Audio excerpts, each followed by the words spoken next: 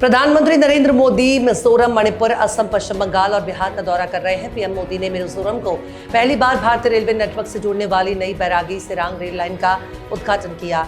अब Aizawl railway map पर शामिल हो गया है। ये कदम मिजोरम के विकास और बेहतर कनेक्टिविटी के लिए बहुत अहम है। नेपाल में पूर्व चीफ जस्टिस सुशीला कार्की को अंतरिम सरकार का मुखिया बनाया गया है। उन्होंने शुक्रवार को देश के अंतरिम प्रधानमंत्री के पद की शपथ ली। पड़ोसी देश में नई सरकार का गठन होने पर प्रधानमंत्री नरेंद्र मोदी की पहली प्रतिक्रिया आई है। पीएम मोदी ने सुशीला कार्की को बधाई देते हुए कहा कि नेपाल की प्रगति और समृद्धि के लिए भारत पूरी तरह से प्रतिबद्ध है। प्रधानमंत्री मोदी ने नेपाली भाषा में भी ट्वीट कर बधाई दी। बॉलीवुड एक्ट्रेस दिशा पाटनी एक बार फिर सुर्खियों में छाई हुई हैं। हालांकि इस बार वे अपनी फिल्मों या ग्लैमरस तस्वीरों की वजह से नहीं, बल्कि उत्तर प्रदेश के बरेली में उनके घर के बाहर देर रात हुई गोलीबारी की घटना की वजह से लाइमलाइट में आ गई हैं। इस फायरिंग में किसी के घायल होने की खबर नहीं है, लेकिन इस घटना ने इलाके के लोगों और बागी 2 स्टार के परिवार को झकझोर कर रख दिया। इस हमले की जिम्मेदारी रोहित गोदारा और गोल्डी बरार के गिरोह ने ली है। सपा के राष्ट्रीय अध्यक्ष अखिलेश यादव ने नेपाल में हिंसक प्रदर्शन का जिक्र करते हुए बड़ा बयान दिया। उन्होंने कहा कि वोट की डकैती होगी तो पड़ोसी देश की तरह जनता यहां भी सड़क पर दिखाई दे सकती है। अखिलेश यादव ने कहा कि सरकार और चुनाव आयोग पर वोट चोरी का आरोप लगाया और कहा कि चुनाव आयोग को यह सुनिश्चित करना चाहिए कि वोट चोरी कहीं ना हो, नहीं तो जो पड़ोस में जनता करती आ रही है, हो सकता है कि वो यहाँ भी सड़कों पर करती दिखाई देगी। अमेरिका के राष्ट्रपति डोनाल्ड ट्रंप एक और पीएम नरेंद्र मोदी को खास दोस्त बताते हुए नहीं थक रहे। वहीं दूसरी ओर उनके वित्त मंत्री ने G7 देशों से कहा है कि वो भारत और चीन पर भारी टैरिफ लगा दे, क्योंकि ये दोनों देश रूस से भारी मात्रा में तेल खरीद रहे हैं।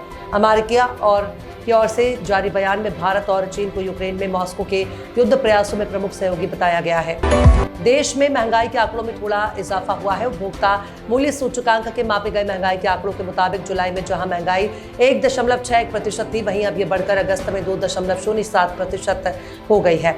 महंगाई में यह हल्की बढ़ोतरी खासकर हरी सब्जियों, मछली तेल, अंडा, खाने के तेल और अन्य रोजमर्रा की चीजों में इजाफे की वजह से हुई है।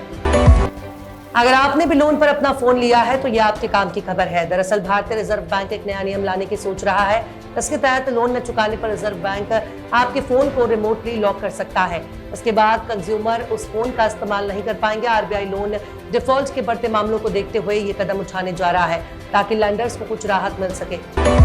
21 सितंबर 2025 को साल का अंतिम सूर्य ग्रहण लगने जा रहा है। ये ग्रहण भारतीय समय अनुसार रात 10:59 पर शुरू होगा।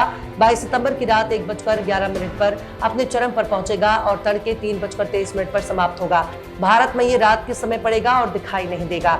इस वजह से इसका धार्मिक महत्व नहीं माना जाएगा और सूतक काल भी लागू नहीं होगा।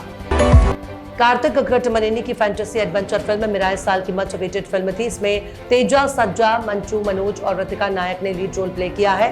इस फिल्म का रिलीज से पहले ही अच्छा खासा बज़ बन गया था। वहीं शुक्रवार को मिराय ने सिनेमा घरों में दस्तक देने के बाद धूम मचा दी और शानदार शुरुआत की। एशिया कप 2025 का सबसे बड़ा मुकाबला अब बस कुछ ही घंटों दूर है।